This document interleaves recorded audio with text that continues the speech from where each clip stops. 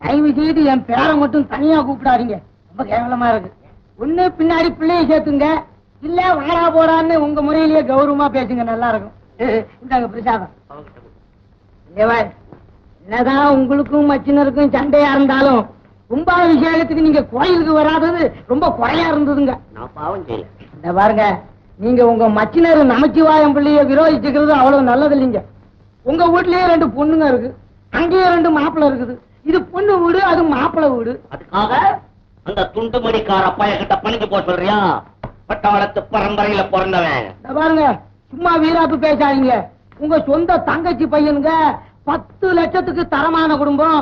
அக்காலும் தங்கச்சியும் ஒரே வீட்டுல வாழலாம். அதுவும் இல்லாம பார்வதிக்கு என்ன குழந்தையா குட்டியா? நீ எத்தனை நாளைக்கு?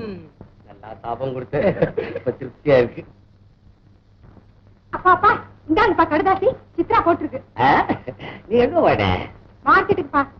மார்க்கெட்லயே டெலிவரி வேணும் வந்துட்டியா? ஒண்ணு சூட்டிக்கு யாரும் போட்டு படிங்க. அப்பாடி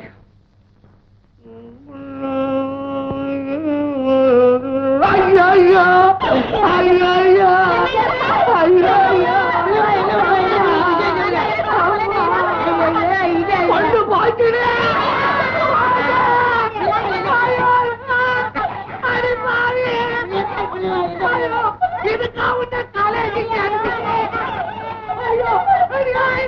நம்ம பொண்ணு காலேஜில நாடகத்துல மாணவி வேஷம் போடுறோம்.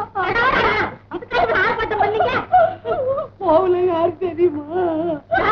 எழுத்த வீட்டுக்கார பையன் கேக்குறது.